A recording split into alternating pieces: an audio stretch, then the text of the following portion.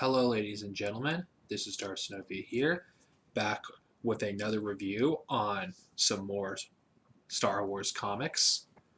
And this time, I'm going to be reviewing a fan favorite series of Star Wars comics. This is, Knights of the Old Republic, which is a comic series that ran for over 50 issues. And finally, after all these years, I've had this epic collection of Marvels since 2015, and now it's the appropriate time to finally read it, considering that I have the complete collection.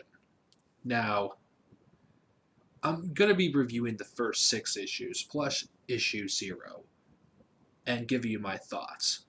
Now, I'm not going to bring up the artwork really as much in here because it's a little redundant because I'm mainly focusing on the comics in the year 2020, and it's redundant constantly talking about the art unless there's something of significant to talk about. So I'll save the art for the end of the video. Now, for the very first story arc of Star Wars Republic, what do I think of it? Now, first I'm going to get to the premise behind this comic.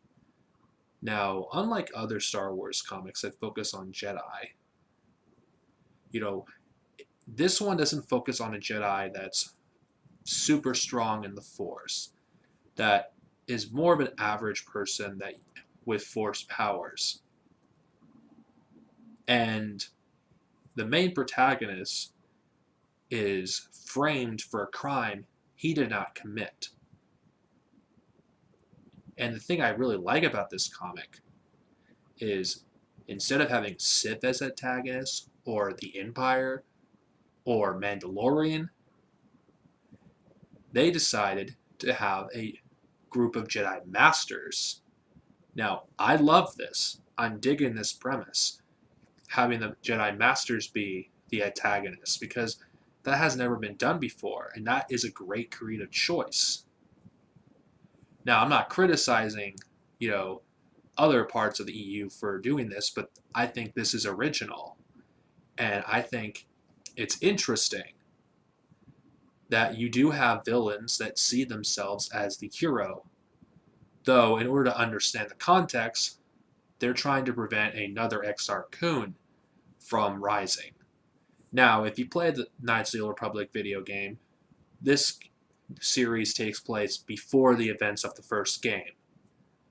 So if you're a fan of the first Knights of the Old Republic and you're hungry for more, well, this comic will definitely deliver. And I really wish I would have read this, back when the comic came out, considering how much I loved Knights of the Old Republic. Now, my impression of the new characters that this comic introduced. Zane, what a character.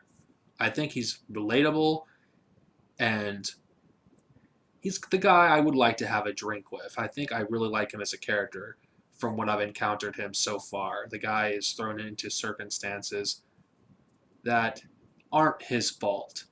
And you can't help but root for the guy when you read, these issues.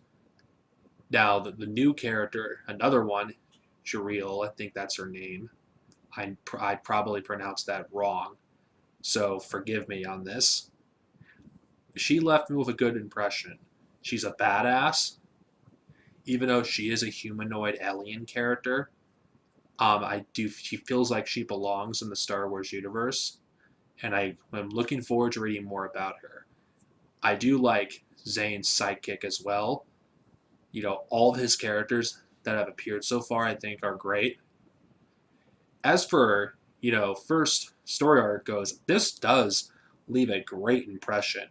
And this makes me want to read the future stories that follow. And I feel like the first story arc of Star Wars Republic delivers well. As for issue 0, it isn't a very long story. It's just a short prequel to the main series. It briefly introduces us to the future, Darth Malak, which I know it's Darth Malak because I know how Malak looks. into the story, so he appears very early. And, well, now I'm going to talk about the artwork, because I think it's appropriate, because the artwork doesn't look the same in every issue. Now, I think the artwork for issue 0 is pretty good. Now, issue 1, it's amazing, even though, okay, the person who does the art for this is not the same that does Legacy, so you have a distinct, style.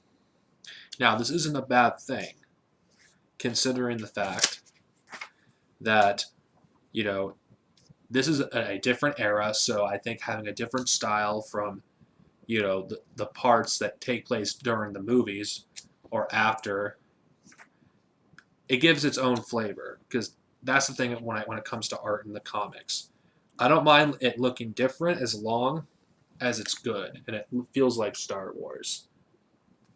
And John Jackson Miller, who a lot of you guys are familiar with, I think he did a great job writing this. Now, the only complaint I do have of this arc is I feel like issue 5, the artwork is the worst of the 6 issues that I've read in the first story arc, in my opinion. But it doesn't match up with the previous issues. But then again, as someone that's read a lot of comics, this is common. But it's pretty good. I think the artwork is pretty good. I think the story is solid. And I'm looking forward to reading more of this series. This is Darcinovia, over and out. May the Force be with you, and see you guys next time with another review. Later.